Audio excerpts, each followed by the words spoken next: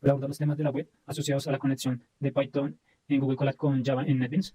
Entonces voy a explicar una serie de términos y conceptos asociados a este procedimiento. Entonces, ¿qué es la web? La web es una red de dispositivos conectados cuya finalidad es la comunicación entre estos dispositivos, es decir, la transferencia de información. Y para ello se hace necesario pues un sistema de identificación único. Primero, pues para saber quién se comunica y con quién. Y también para entender los niveles de comunicación. Y por otro lado, para saber qué información se requiere compartir. En la red se habla del tema de los recursos que existen y cada uno es identificado de forma única. Todo se hace a través de Internet. Esta red de conexión nos permite una comunicación eficiente. Normalmente cuando hablamos de este recurso en la web, la forma más fácil de trabajarlo es a través de los navegadores web. Sin embargo, hay que aclarar que estos navegadores web no son la única forma de acceder a estos recursos. También se puede acceder desde una PowerShell o una shell en Windows. Si bien desde la shell se puede acceder a recursos en la web, no se puede interactuar como tal con ellos. Mientras que con un navegador web sí, ya que él toma el HTML que le llega, lo recibe y luego lo renderiza para formar una interfaz interactiva con el usuario. Estos recursos pueden estar conectados por hipertexto. Este hipertexto no es solo texto, sino también viene siendo un conjunto de etiquetas sobre las que podemos definir una serie de propiedades para darle un sentido visual, es decir, un sentido gráfico. No solo viene siendo texto, sino viene siendo texto con algunas propiedades, es decir, un texto enriquecido. Eh, Casi todo se hace por hipertexto. El HTML es un lenguaje basado en el concepto de hipertexto. Hasta el protocolo de comunicación que es el más utilizado en Internet está basado también en hipertexto, el cual le llamamos HTTP, que es Hypertext Transfer Protocol, que es un protocolo de transferencia de hipertexto. Entonces, ¿cómo hago que este hipertexto viaje a través de la red? Esto lo hago a través de un protocolo que me mueve este hipertexto a través de esta red, que es el protocolo HTTP. Mm. Algo que es obligatorio en todas las APIs es el manejo de códigos HTTP y verbos HTTP. Pues, pues con ello se sabe cuál método del endpoint es el más apropiado en la solicitud. Y por último, acá lo que se hace es que se publica a través de un servidor web. Entonces, vamos a tener un computador cliente, que es donde se va a visualizar la información que es requerida desde un navegador web al servidor, que este contiene como tal una aplicación. Y entonces, para que haga un puente de conexión entre estos dos, esto se hace a través de lo que es la Internet, que viene siendo la computación de la nube o como tal la computación en Internet. Y pues entre estos dos, el punto de conexión, como mencioné antes, es la Internet, que viene siendo este túnel que conecta tanto al cliente como al servidor. Entonces se puede ver este caso como un centro de mensajería antiguo, donde el cliente envía un mensaje normalmente llamado petición y este es recogido por un cartero normalmente llamado HTTP. Este lo lleva al Internet, que viene siendo ese centro de mensajería, ese centro de despacho de mensajería, cuya funcionalidad es la de entregar este mensaje. Entonces, ¿qué sucede? Pues de que este centro de mensajería necesita una dirección y esta dirección a nivel de Internet se llama IP. Y para, y para enviar esta petición, es decir, este mensaje, se requiere de tener esta dirección específica y única. Entonces, una vez que se ubica al servidor, se le envía la petición, es decir, este mensaje. Entonces, aquí el servidor hace toda la tarea y cuando la completa, pues lo que hace es devolver la respuesta. Entonces, eso es lo que le decimos a este servidor que genera como tal las respuestas. Entonces, esta respuesta, esta respuesta llega de vuelta al centro de mensajería que viene siendo como tal el Internet. Y pues gracias a que aquí el Internet tiene la dirección del cliente, entonces se puede hacer redireccionamiento para completar como tal el proceso. Y así es como se comunica entre el cliente y el servidor, así como de esta forma análoga con el centro de mensajería. Entonces, como veníamos diciendo, este envío de la petición y de vuelta con la respuesta se hace a través de lo que es HTTP y pues este se basa en el concepto de hipertexto. ¿Qué sucede? Que este soporta además un formato de paso de información encapsulada de forma estructurada como es el JSON. Entonces, resulta que nosotros necesitamos que el servidor que nos provee los servicios viva en una misma dirección. Es decir, que no esté constantemente cambiando de ubicación, porque esto lo que haría es que nos dificultaría el acceso a este. Entonces, normalmente se tiene como tal una ubicación fija la cual se llama IP, una IP como tal fija. Es decir, esta IP fija viene siendo la dirección donde va a estar viviendo este servidor. Será el lugar fijo durante todo su funcionamiento. Entonces, cuando se vienen a desplegar las aplicaciones, estas se hacen con una IP fija, como aplicaciones desplegadas en la nube. En el caso contrario, nosotros como clientes tan solo consumimos los servicios del servidor. Y acá pues los equipos clientes tienen una cosa que se llama una IP dinámica. Entonces la IP es dinámica porque normalmente cuando uno se desconecta del Internet, los proveedores de Internet a uno le ajustan esta IP. Existe un distribuidor de direcciones de IP que es un aparato que provee estos proveedores de Internet. Entonces ellos me dan una IP y cuando me desconecto de esa IP, vuelven y liberan esa IP para que alguien más pueda conectarse y pueda hacer uso de esa IP. Es que es muy común que uno se conecte y se desconecte de Internet, entonces esa IP va a estar cambiando. En la petición no afecta nada que cambie la dirección de origen, ya que en la siguiente de vuelta de la petición, que es como tal la respuesta, ya se tiene localizada la dirección de origen. Sin embargo, el servidor sí tiene que ser fijo. Entonces esta dirección IP es una dirección única en la red. Entonces no pueden haber dos máquinas que tengan la misma IP. Entonces, ¿qué va a hacer la Internet? La Internet es la encargada como tal de asociar lo que es el dominio con la IP, donde pues la IP viene siendo la dirección única y este dominio viene siendo este nombre puesto a esta IP. Entonces, para que un desarrollador pueda programar en su propia máquina, como si fuese un servidor de IP fija, eh, entonces a esto lo llamamos como tal un entorno local. Lo llamaríamos un entorno local o un entorno de desarrollo, ya que manejaríamos una IP local, la cual sería 127.0.0.1 y cuyo dominio está escrito como localhost. Entonces, esta viene siendo una forma definida entre programadores, donde si no tengo un servidor externo sobre el cual voy a montar mi aplicación y probarla, entonces la puedo probar sobre mi propio equipo, donde mi computador va a hacer a la vez, al mismo tiempo, las veces de cliente y al mismo tiempo las veces de servidor. Entonces, el navegador, así como mi propia máquina, entienden de que yo no quiero ir de internet a un servidor externo, sino que quiero utilizar mi propia máquina simulando este proceso. Entonces, este proceso está ocurriendo sobre mi propia máquina, es decir, en un entorno de desarrollo. Es decir, que sobre esta máquina puedo probar mis aplicaciones y cuando estén listas, puedo pasar esa producción en un servidor para que sean usadas por un cliente final. Entonces, para ello, para este desarrollo, lo que hago es conectar componentes a través de REST, el cual usa HTTP. Y este REST viene siendo una forma estandarizada de comunicación para operar una pequeña en todos los sistemas transaccionales, donde el frontend, la aplicación frontend está alojada en un servidor y también la aplicación backend está alojada en otro servidor. Y para la comunicación de estos dos se usa REST, que viene siendo el mayor intermediario entre de este proceso de comunicación, aun cuando si bien se usa Internet también, el REST es el intermediario principal. Entonces, REST es una forma de comunicar servidores a través de una forma completamente estandarizada, comunicación que se hace utilizando el protocolo HTTP, donde la mayor parte de la información viaja a través de JSON. Y este JSON viene siendo algo agnóstico, y que es, bueno, ¿qué me refiero con agnóstico? Que esto no le afecta a ningún tipo de lenguaje de programación. Es decir, que es compatible con todos los lenguajes de programación en todos los sistemas operativos. A este JSON no le interesa cómo está hecho el frontend o cómo está hecho el backend, él solo transmite información. Información empaquetada en una estructura clave-valor. Una estructura clave-valor, entonces aquí es donde cobra importancia REST cuando tenemos que conectar servidores. En cuanto a arquitecturas de aplicación, una que es estándar es una arquitectura como tal monolítica, en la cual se tiene centrada como tal la lógica de negocio y lo que es la parte frontal, la visualización. Y sobre esta lo que se trabaja es la interacción con la base de datos. Sin embargo, en una arquitectura cliente-servidor, la gestión de la base de datos de los programas de aplicación están separados en un programa que está alojado en un servidor. Entonces, para explicar de una forma análoga, se tiene como tal un restaurante con los tres componentes: cliente, servidor y base de datos. Entonces, en la parte del cliente es donde se van a tener las mesas para los comensales. En la parte del servidor es donde se van a tener como tal la estufa y los utensilios de cocina. Y en la parte de la base de datos es donde se va a tener como tal los ingredientes almacenados, ya sea en una nevera, una bodega o un cuarto frío. Entonces, del lado de los comensales, lo que se hace es que se recibe la orden del pedido y se pasa a la cocina, la cual es la que define los ingredientes a utilizar en el platillo. Y estos ingredientes son pasados a la cocina desde el almacén donde están resguardados para que el platillo pueda ser preparado. Y por último, ya listo, pues se lleva a lo que es la mesa. También tenemos lo que es un patrón de arquitectura de N capas, que es un patrón de software que se caracteriza por poseer capas horizontales con distribución física, posee responsabilidades independientes cada capa de las otras, y pues como tal no hay restricciones en cuanto a la cantidad de capas. Y tenemos lo que es una arquitectura de tres capas, que es una especificación del patrón arquitectónico de N capas, en el cual se tiene la capa de presentación, la capa de lógica y la capa de datos.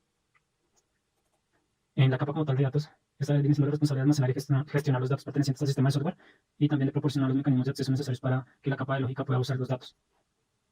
En el caso de la capa lógica, esta es la responsable de definir los algoritmos de la lógica de negocio que comprenderán como tal el sistema, es decir, las funcionalidades. También de proporcionar los mecanismos de acceso necesarios para que la capa de presentación pueda usar la lógica de negocio. Ya mientras que la capa de presentación es la responsable de proveer los elementos necesarios para permitir la interacción efectiva entre el usuario final y el sistema. Y acá vemos ilustrada esta arquitectura de un usuario interactuando con el navegador web y esta a su vez, esta petición llegando a la capa de presentación, está interactuando con la capa lógica y esta a su vez con la capa de datos. Cuando se habla de APIs REST, se tienen pues tres conceptos, lo que son API, REST y RESTful API. Entonces, en cuanto a la API, esta viene siendo reglas prescritas de solicitudes establecidas sobre un sistema externo. Es decir, es una abstracción de funciones y procedimientos. Entonces, en cuanto a la API, se tiene como tal un ejemplo para esta aplicación. Entonces, desde un restaurante se tiene como tal una lista variada de platillos para ordenar. Y pues como tal se requiere la comunicación de estos con la cocina. Sin embargo, pues acá el concepto de API aparece con la utilidad de lo que es el menú, el cual dispone de los platillos que son dispone de los únicos platillos que son de preparación por la cocina. Es decir, la preparación de los platillos que son la cocina se pueden hacer con los ingredientes que se tienen. En cuanto a lo que es el REST, este viene siendo una lógica de restricción y una lógica de restricciones y recomendaciones bajo la cual se puede construir un API, es decir, un estilo de arquitectura. Este estilo de arquitectura está basada en cliente y servidor. Esta está compuesta de tres partes fundamentales, lo que es los verbos HTTP, la dirección URI única y lo que es la información necesaria para el servicio, que viene siendo o un JSON, un XML, un formato binario, un CSV, o sea, un texto plano. Y acá pues como tal los verbos HTTP vienen siendo identificadores de lo que determina como tal el objetivo que requiere el cliente. Entonces de estos métodos, verbos HTTP, el verbo get es el que se utiliza para devolver como tal información al cliente. Y en el caso del post se utiliza para que el cliente pueda como tal crear recursos en el servidor. En el caso del pod patch, eso se utiliza para editar recursos ya existentes en el servidor. Y en el caso de delete, se utiliza para eliminar recursos dentro del servidor. Acá digamos algo relevante es de que estos recursos se pueden pasar con un identificador. En el caso del get, si se pasa con un identificador, lo que se obtiene es un recurso único. En el caso del put y patch son necesarios para editar un recurso en específico. Y en el caso del delete para borrar también ese recurso en específico. Lo interesante de REST es que la implementación de estos procedimientos no le interesa ni al cliente ni al servidor. Es decir, que la implementación del cliente para realizar los requerimientos como tal no importa, ni tampoco la implementación dentro del servidor para responderlos. Es decir, estos vienen siendo como dos cajas negras en el que ninguno le importa en qué lenguaje está programado el otro. Y esto se puede lograr bajo la lógica de REST, que recibe toda la información necesaria para poder ejecutar cada requerimiento. Y para ello lo que se hace es que se define un formato de intercambio de datos entre las dos partes. Y pues estos pueden ser tanto JSON como XML, un formato binario, un texto plano. Y para recapitular, el RESTful API viene siendo como tal la implementación construida con la lógica de REST. Entonces, se tiene el cliente solicitando un recurso que es comunicado en un protocolo definido o de permitirlo en otro existente, ya sea un protocolo débil o un protocolo más seguro. Y pues de este se tienen como tal dos respuestas, ya sea el rechazo de la petición por no disponer del recurso o la entrega del mismo, ya sea en un formato HTML, como tal una página web, o como tal un archivo multimedia. Voy a volver a explicar lo que es el patrón MS, ya que este se incorporó en la explicación para el procedimiento de conexión. Entonces, ¿cómo funciona? El patrón MS sirve como modelo guía para organizar y estructurar los componentes de un sistema de software. Y estos se estructuran en tres partes, lo que es como tal el modelo, donde se tiene como tal la lógica de negocio, la vista, donde se tiene la interfaz, y el controlador, que enruta los comandos al modelo y la vista. Es decir, el modelo es el que se encarga de la lógica de negocio y del manejo de datos. En la vista es la que se encarga de la presentación de la interfaz de usuario y el controlador es el que actúa como intermediario entre el modelo y la vista, gestionando las interacciones del usuario, ya sea actualizando el modelo o la vista, según sea necesario. Entonces, para la explicación, se usó Google Colab, que viene siendo un cuaderno que nos permite escribir notas y también escribir líneas de código de Python, que también pueden ser ejecutadas, como se puede observar acá. Algo interesante acá es de que en el caso de MATLAB y R, ellos también usan la misma característica. En el caso de MATLAB, lo usa a través de lo que es los live scripts de MATLAB, que también pues acá se ejecuta como tal, se escriben en las notas y luego también se puede escribir código para ejecutar y visualizar. Y también en R, pero en R se tiene como R Markdown. Y acá también igual se escriben notas y luego también código para luego ejecutar y ser visible. Se usan bastante para informes y de gran utilidad en análisis de datos. MATLAB es de preferencia por los ingenieros y R por los estadísticos. Entonces, para el proyecto se trabajó con dos arquitecturas, arquitectura MVC, la que expliqué hace poquito, y también la arquitectura de 3 capas, que también ya expliqué. Eh, para ejemplificar el proceso como tal, entonces inicialmente se trabajó con arquitectura MVC, entonces desde Java, desde NetBeans con Java, y usando las librerías de Java Swing. Lo que se hizo fue una aplicación para interactuar con la base de datos a través del JDBC. Y por el otro lado, ya para hacer como tal el uso de Google Colab, lo que se hizo fue volver a Java, eh, la capa de la presentación, el frontend, y luego delegarle las responsabilidades de la capa lógica al backend, que en este caso fue trabajado en Google Colab. Entonces ahí se trabajó con un framework que es Flask. Y acá Flask viene siendo, bueno, viene basándose en el concepto, este framework viene basándose en el concepto WSGI, que es Web Service Gateway Interface, que viene siendo una interfaz que sirve para redireccionar servicios en el contexto de un servidor web. También hacemos uso de lo que es esta herramienta ngrok, y que es una herramienta que nos permite como tal exponer en Internet una URL generada dinámicamente, la cual apunta a un servidor, el cual se está ejecutando en nuestra máquina. Es decir, que esta herramienta como tal lo que hace es que genera una URL en base a la URL localhost. Es decir, que esta va a dar una URL pública visible en Internet. Y acá lo que fue el backend trabajado con Flask en Google Colab se hizo con y sin ORM. Y acá pues este ORM básicamente lo que nos permite es interactuar con una base de datos sin hacer uso de la sentencia SQL. Y ese ORM significa Object Relational Mapping. Y acá no usamos queries, en el caso de los ORM, no usamos queries para interactuar con la base de datos, sino aplicando lo que es programación orientada a objetos, en el que se hace uso de las clases que tienen unos métodos, unas propiedades y métodos definidos para operar el CRUD. Y acá lo que fue la base de datos como MySQL, esa se migró a la nube en la plataforma Railway. Entonces, Flask se puede usar para el backend, aunque también se pueden hacer aplicaciones web basadas en plantillas que no consumen muchos recursos. Entonces, en el caso de las aplicaciones web, se requiere como tal lo que son las importaciones de librería, la configuración de la aplicación, definir las funciones, definir las rutas y el punto de ejecución de esta aplicación.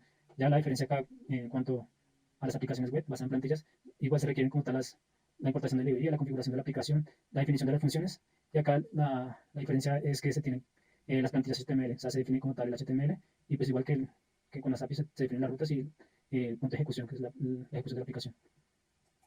En Flash tenemos el concepto de lo que son las anotaciones. Estas también están en Java y en otros lenguajes. Y pues estas lo que nos permiten es agregar propiedades o comportamientos. Entonces, en cuanto a Flash, lo consideramos como tal el framework, porque pues, yo tengo que escribir una parte del código y hay otra parte que ya no escribo como tal el código, sino que hago una serie de configuraciones y el framework como tal lo que hace es de forma automática o automatizada generarme el código basado en esas configuraciones para resolver o ejecutar alguna tarea, como en los programadores, con los programadores. Entonces, al momento de hacer servicios web, el framework como tal nos dice, enfóquese en escribir cosas particulares de la lógica del modelo de negocio.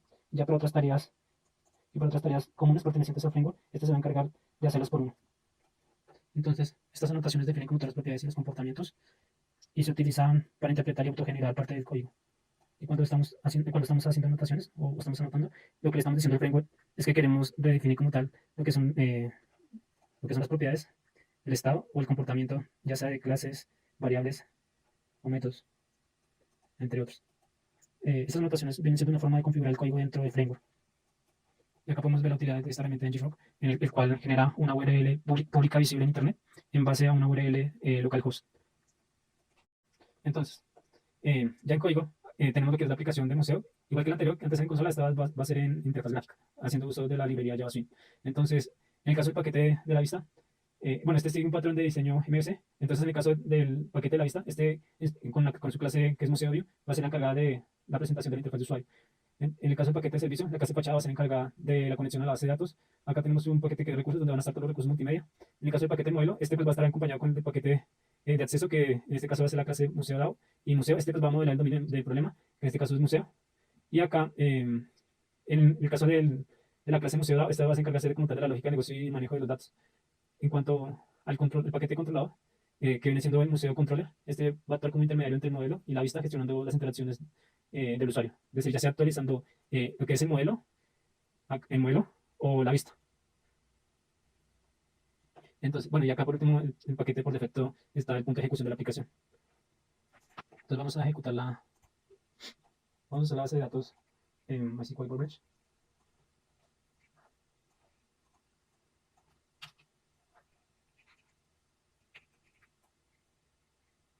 Listo, entonces acá podemos ver que inicialmente en la base de datos tenemos la lista de museos con estos identificados. Y ahora vamos a la aplicación. Ya en el video del currículum municipal pues ya he hecho la explicación y tiene pues básicamente la misma lógica que se usa con la interacción de la base de datos. Es la misma lógica. Acá lo único que cambia es la integración de lo que es la interfaz con la clase Museo View, y pues en el control de la interacción tanto del modelo como de la vista. O sea, es como la única diferenciación acá con respecto al código anterior que se hizo en consola. Pues igual como en la aplicación de consola, acá se tiene la clase Museo Dado, que vas a gestionar todas las operaciones con la base de datos. Acá lo que es la operación Save Museo, esta pues como tal recibe un museo y devuelve un entero. En el propósito de insertar museo en la base de datos. En el caso de Update también recibe un museo, devuelve un entero y actualiza museo en la base de datos. Acá el método de delete recibe un entero, pues el identificador, eh, devuelve un entero también y elimina un museo de la base de datos. Por último, este método que es list museo recibe un entero, pues este es el que me define si voy a listar un museo o dos, y pues devuelve una lista de museos, ya sea pues un arreglo de varios museos o un arreglo de un solo museo. Entonces ahora vamos para museo controller rápidamente. Entonces acá, en la clase museo controller, acá tenemos como tal la definición de la clase. Se tiene como tal los dos atributos privados, vista para gestionar la interfaz gráfica y modelo para gestionar las operaciones de la base de datos. Entonces acá el controlador, que viene siendo Museo Controller, para comunicarse con el modelo, que viene siendo Museo DAO, o con la vista, que viene siendo Museo View, requiere tener la asociación a estas, es decir, la referencia que se materializa como atributos de este. Entonces, este mediador le envía mensajes a la vista y en sentido contrario también al modelo, con la intención de comunicar al modelo con la vista. Cuando el modelo cambia, el controlador le dice a la vista que se arrepiente. Y cuando la vista recibe una solicitud de modificación por medio de la interacción del usuario, el mediador le pasa esa modificación al modelo para que actualice su estado. Básicamente, ese funcionamiento que es lo que cumple el museo controller. Entonces acá en el constructor del método controller lo que se tiene como tal es la inicialización de lo que es la vista y el modelo. También acá en este constructor se configura los diseños de los eventos para los varios botones que se tienen en la interfaz y se carga la lista de museo. Acá museo listener lo que hace es de que define una clase interna que implementa action listener para manejo de eventos. Y acá el método action perform este se activa cuando se detecta la acción como tal en función del comando de acción, es decir que este determina qué método invocar. Entonces acá lo que es el método action perform, este pues viene a verificar lo que es el comando de acción asociado con el evento, y en este caso este evento que viene siendo el cambio de estado requiere pues de una fuente de evento que viene siendo como tal el clic. En este caso si el botón que se cliquea tiene por etiqueta nuevo, ignorando pues como tal las mayúsculas, entonces pues por la vista como tal ejecuta el método nuevo action. Y así como es igual con con los otros botones, con de cancelar, modificar, salir, grabar, borrar y actualizar. Y acá pues los métodos como tal de registrar, en caso de que haya sido exitoso pues se muestra en un cuadro de diálogo de mensaje, en caso de que no pues también se muestra el error del mensaje en este cuadro de diálogo, también con el de borrar, es exactamente lo mismo, igual cuadro de diálogo, en caso de que sea exitoso o haya un error, el de actualizar pasa exactamente lo mismo.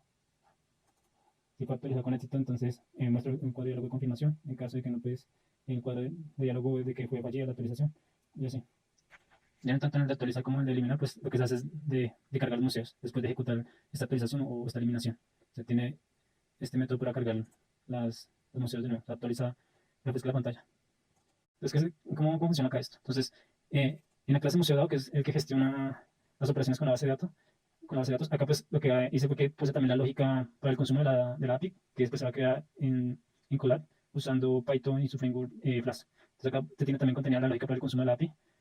Y aparte, pues también tiene la lógica para operar la base de datos con MySQL usando JDBC. Entonces se tienen las dos lógicas.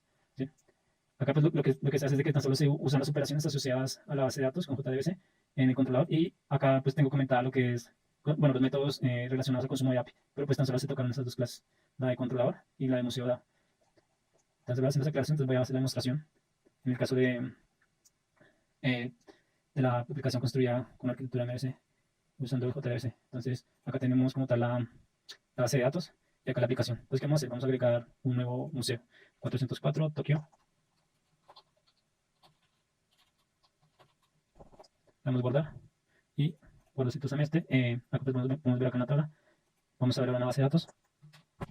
Listo, acá también lo podemos ver. ¿Qué vamos a hacer? Vamos a editar. Vamos a modificar y acá vamos a colocarle un Hong Kong. Le vamos a actualizar. Actualizó exitosamente Hong Kong y acá vamos a verificar la base de datos. Listo, efectivamente Hong Kong. Ahora vamos a eliminar. Entonces seleccionamos, borramos. Listo. Seguro con éxito y verificamos en la base de datos. Listo. Entonces, la aplicación con arquitectura MVC usando JDBC para interactuar con la base de datos, pues funciona bien. Entonces, ahora lo que vamos a hacer es, pues ya no tener como la lógica de interacción con la base de datos acá, sino delegársela a Python trabajándolo con el framework Java, Flask, qué pena, en Google Colab. O sea, de forma de que acá en Java tan solo se tenga la parte de interfaz, o sea, la parte visual. Y en Colab se tenga la parte del backend. O sea, acá solo se tendrá la del frontend, en Colab la del backend. Y la base de datos la vamos a despegar en la nube, en una plataforma que se llama Ravelry. Y ahí tendríamos la plataforma de nube para poder trabajar con el backend en Google Colab. Entonces, en el momento se está trabajando con la aplicación en Java, junto con la JDBC, para interactuar con la base de datos MySQL. Ahora lo que se hace es de que se va a descomentar todos los métodos que están asociados al consumo del API. Y luego, pues, para trabajar el backend desde Google Colab con Python usando Flask. Voy a pausar un momentico mientras les comento toda esta lógica de acá. Pues básicamente es dejar acá, comentar lo que es acá que yo tengo separado como MySQL local, comentar todo lo que tenga MySQL local y dejarlo solamente lo que sea MySQL remoto. ¿Sí? Un momentico pauso y comento. Entonces acá podemos observar que ya tengo descomentado lo que es la lógica de consumo de la API. Acá ya la tengo pues comentada como MySQL remote, ¿no? Entonces acá toda esta que está como MySQL remote está ya descomentada, voy a trabajar ya con la API. Entonces ahí está descomentada. Acá. Entonces si levantamos la aplicación, pues ya no debe mostrarme nada. Ya pues para que funcione tendría que conectarlo con Google Colab. Listo. Pues acá me salieron errores porque pues espera pues información para pintarla, pero no le llegó nada. Y entonces lo que vamos a hacer es ahora irnos a Google Colab con Python, trabajándolo con Flask y mirar el backend. Listo, acá en Google Colab, acá la primera instrucción, acá lo que se tiene es un signo de admiración que al inicio de la línea indica que el resto de línea debe ejecutarse como un comando del sistema, es decir, que pues, le permite ejecutar comandos de terminal directamente dentro del cuaderno. Acá pues Py viene siendo el sistema de gestor de paquetes para Python, o sea que permite la instalación de bibliotecas adicionales, dependencias. que se usa en Python. Acá pues el comando install. Entonces acá tenemos Flash para como tal instalar el framework de Python. Acá esta otra es Flash ngrok. Pues este lo que nos permite es exponer públicamente una aplicación Flash en un entorno local a través de ngrok. Y eso pues como tal es de utilidad pues cuando uno está desarrollando un entorno local y pues uno desea que alguien externo acceda a una, bueno, a nuestra aplicación para probarlo. Ya acá lo que es PG ngrok, esta viene siendo una cultura de Python para ngrok. Es una herramienta que permite crear esos túneles seguros desde lo que es el público, bueno, de lo que es ya lo público a lo que sea la máquina local. Permite como tal controlar el ngrok directamente desde Python. Ya acá lo último es Flash MySQL, pues esta extensión lo que permite es facilitar el uso de MySQL con Flash. Ya lo que sería la otra parte del código, bueno, acá es lo que se hace en la instalación, se ejecuta esta línea. Ya instalado, pues lo que se tiene acá son las importaciones. Acá se tiene rootwin ngrok, que pues está siendo una funcionalidad que permite exponer públicamente la aplicación local usando ngrok. Acá bueno, está ngrok, viene proporcionando las funcionalidades para trabajar con ngrok desde Python. Acá Flash, request in JSONify, acá Flash viene siendo, bueno, se viene usando para crear una instancia de la aplicación Flash. Acá request para acceder a los datos de las solicitudes entrantes. Acá JSONify, este viene a ser usado para convertir los datos en una respuesta JSON.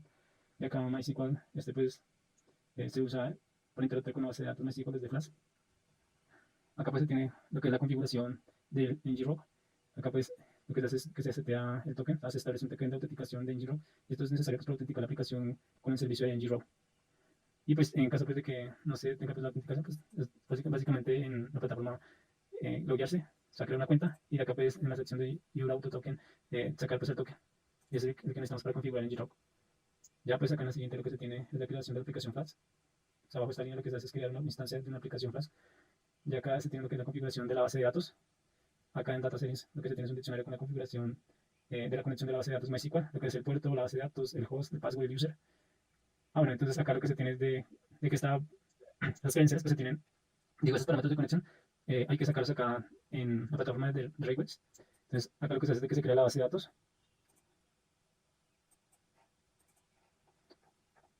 Entonces, bueno, acá que carguen. Bueno, acá pues yo me autentiqué con GitHub.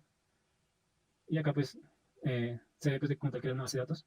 Pues yo ya la tengo creada, yo tan solo la voy a usar. No me acuerdo, no sé por qué, no recuerdo bien cuál es la base de datos. No, esta no es. Vamos a ver, ¿será que es esta? Tampoco. Vamos a ver este. Tampoco. Creo que es este acá.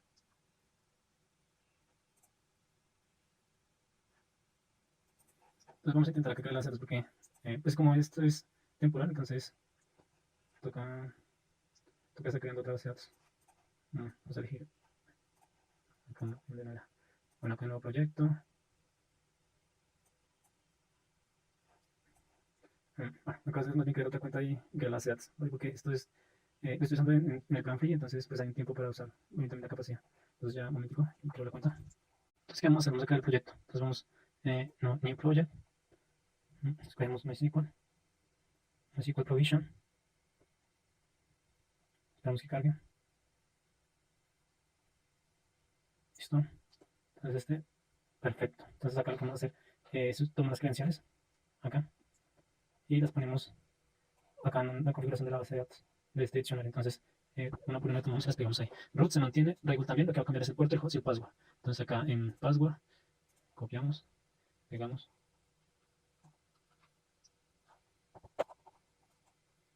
Luego acá el password ya, ahora el host, y luego acá el host, y falta el puerto. Luego el puerto de acá. Y acá el puerto. Y listo. Entonces de acá ya podemos conectar la base de datos. Entonces quitamos acá esto. Y lo que voy a hacer tan solo es crear la tabla acá para tener algo con que visualizar. Y pues mira, entonces acá le vamos a crear tabla. La tabla como tal se llama, pues tengo acá como referencia de lo que tenemos en MySQL. La tabla pues se va a llamar museo. Y pues va a tener los atributos MoID y MoNumber. Este va a ser entero y este va a ser string. Bueno, acá en el texto entonces acá museo. Acá va a ser MoID. MoID. No tengo punto. MoID.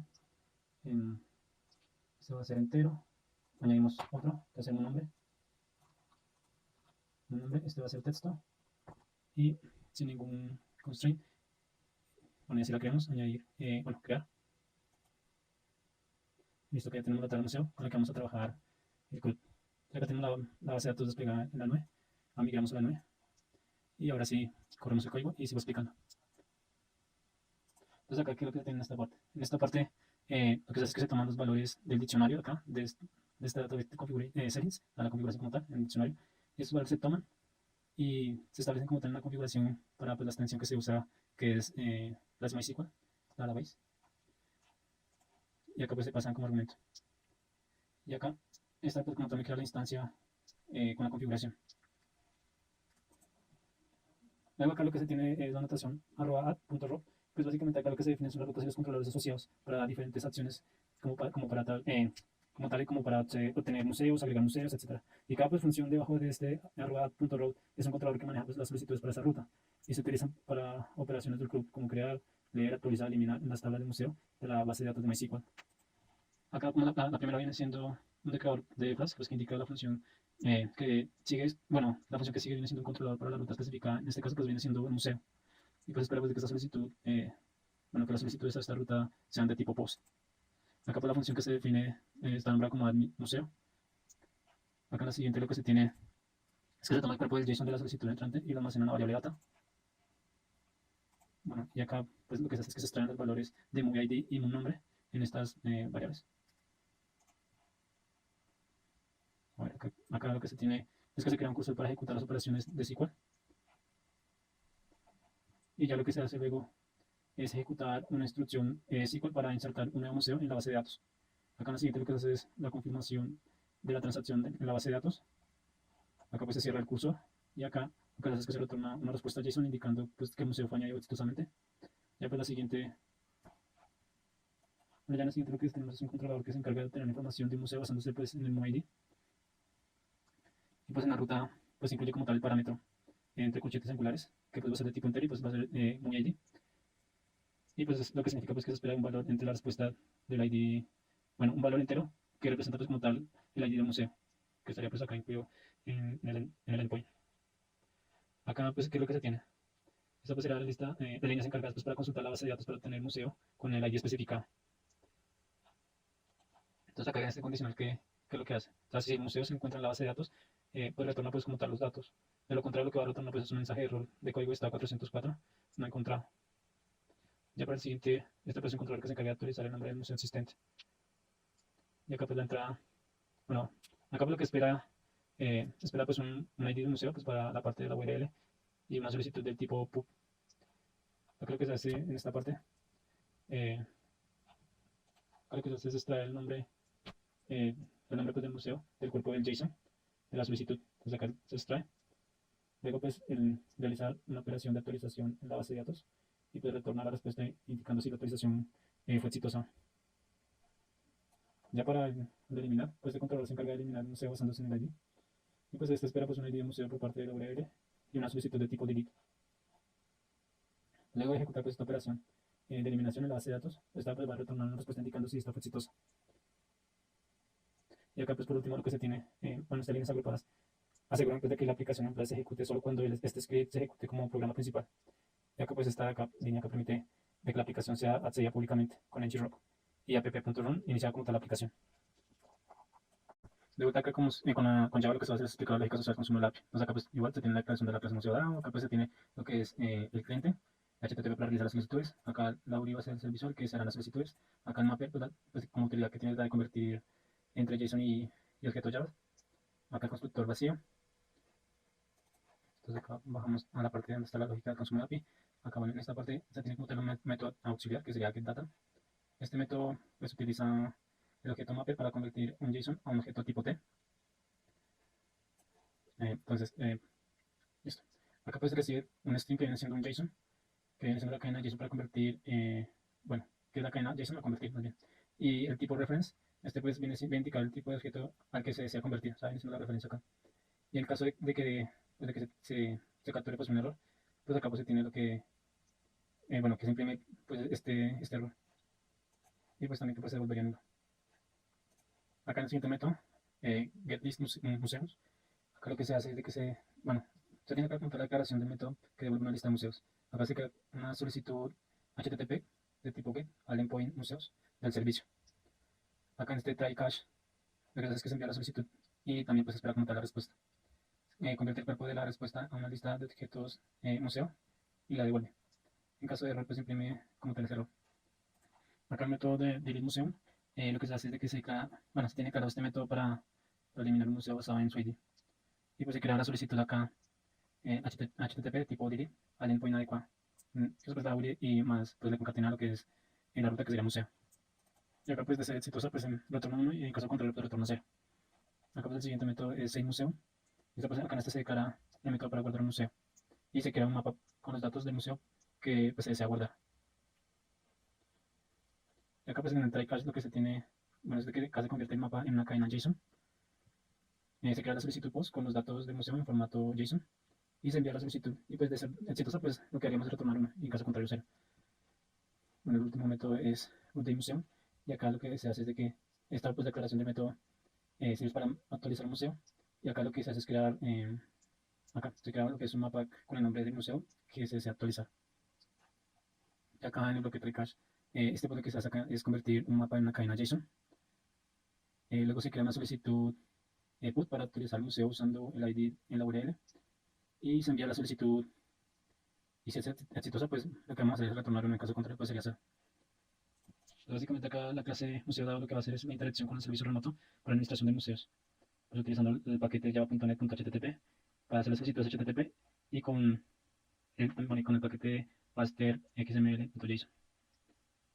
Bueno, algo de aclarar es de que tanto el método de museo como el de save museo hay que especificar lo que es bueno, el tipo de medio del recurso, que en este caso va a ser un formato JSON, y en ambos hay que especificar. Pues igual acá lo que se hace es encadenar las funciones con el patrón builder y pues establece lo que es entonces lo mismo, se establece lo que es el método, el encabezado y la UI.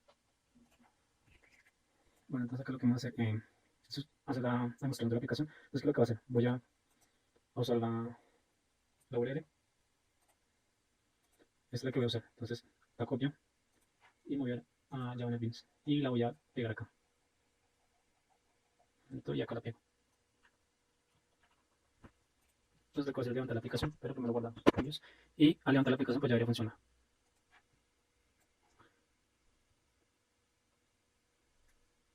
Listo, entonces esperamos.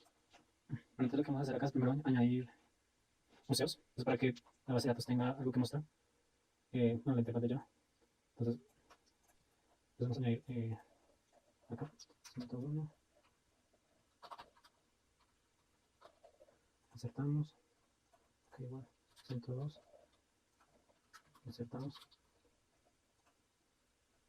vamos a añadir los que están en la base de datos, 105, británico, insertamos, y el de 304 Shanghai.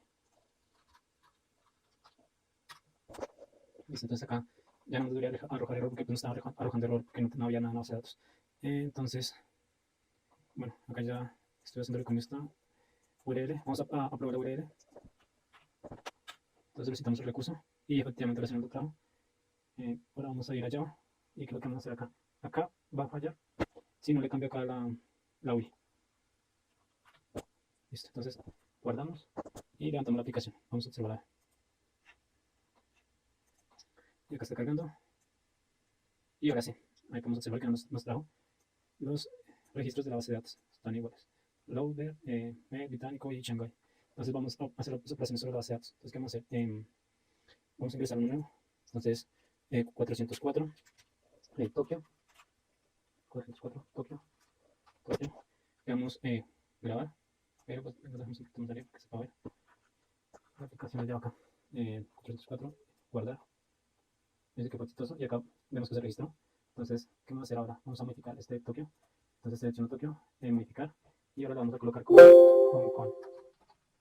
Le vamos a actualizar y vemos que ya se actualizó. Demora un poquito por ahí que actualizó. Entonces ahora lo que vamos a hacer es eliminar. Selecciono y le doy borrar. Lo elimino. Me dice que fue eliminado con éxito. Acá se eliminó. Y esperamos de que se elimine acá. Esto ya se eliminó también. Y bueno, acá sería como tal la aplicación consumiéndola para un backend. Para un backend que es construido sin ORM. Y pues vamos a hacer el mismo ejercicio pero con el de ORM, que es el de acá. Básicamente toca instalar lo que es estas dependencias, pues como tal para manejar la ORM y pues lo que es la base de datos como MySQL, haciendo pues intermediando con este ORM SQL Alchemy. Entonces instalamos este y pues luego ejecutamos esto. Pues acá lo que toca hacer es tan solo cambiar los parámetros de la base de datos. Entonces acá tan solo cogemos los parámetros de la base de datos acá y lo pasamos así. Escogemos, confiamos y los pegamos acá. Listo. Pues acá básicamente pues tenemos que descargar, pero toca cancelar este porque si no, no va a correr el siguiente código. Entonces cancelamos este y ahora sí empieza la instalación y pues luego va a seguir este. Entonces, ¿qué se tiene? Acá se tienen pues, las importaciones que se requieren, igual que las anteriores. Flash para la aplicación, request para los requisitos y JSON, JSONify para la conversión de JSON a objeto. SQL que viene siendo pues, el ORM, el with ngrok, pues para desplegar la URL pública. Acá el ngrok, pues para manejar las funcionalidades de ngrok. Acá pues se tiene lo que es la autenticación, pues con el token pues que uno trae desde el servidor. Acá pues lo que se tiene es la inicialización de Flash, la aplicación de Flash. Acá el diccionario. Bueno, se tiene que contar el diccionario para la configuración de la conexión. Ya pues usamos lo que ya hemos configurado previamente. Y acá se tiene la configuración pues, como tal de la URI para conectarse a la base de datos usando valores del diccionario. Y acá lo que se tiene es la inicialización, bueno, la instanciación de este SQL Alchemy, pues que se luego, bueno, a este pues se le pasa esta configuración pues para esta instanciación. Y acá pues lo que ya se tiene es el modelo de museo. En este pues se define la clase museo representando, bueno, que representa como tal la tabla museo. Y en la base de datos con dos columnas que debe ser un ID y un nombre. Bueno, en cuanto a lo que son las rutas, acá se define la ruta GET, bueno, que es la que devuelve la lista de todos los museos en formato JSON. En la que sigue es la de POST, que define la ruta POST para agregar un museo a la base de datos. Acá la que sigue es la ruta GET, que es para obtener los detalles de un museo específico. A ver, acá tenemos la de PUB, para actualizar la información de un museo específico. La IDB también, es ya para eliminar un museo específico. Y ya la última es la ejecución del servidor. Así que, que ejecutará el programa principal, iniciar el servidor en Flash, y el engineer que viene a poner al público esta URL. Entonces, vamos a probarla ahora con ya. Pues acá ya está levantada, pero vamos a tumbarla y volvemos a levantar. Acá va a fallar a menos de que le cambie acá la URI. Acá está URI acá. Entonces vamos a usar. Entonces acá, en esta voy a usar esta de acá, esta URI acá. Voy a cargar. Bueno, acá no le hemos ejecutado, toca ejecutar la aplicación. Listo, ahora sí. Esperamos que cargue. Y vamos a usar esto. Vamos a probar primero antes de usarla con Java. Entonces, será lo mismo, solo que va a cambiar la URL. Entonces, lo que cambiamos la lógica, que es usar la URM, pues con la aplicación de programación de targets. Y efectivamente funciona acá. Vamos a probarla con Java. Y acá lo que vamos a cambiar acá la URI. Lo guardo y ejecuto.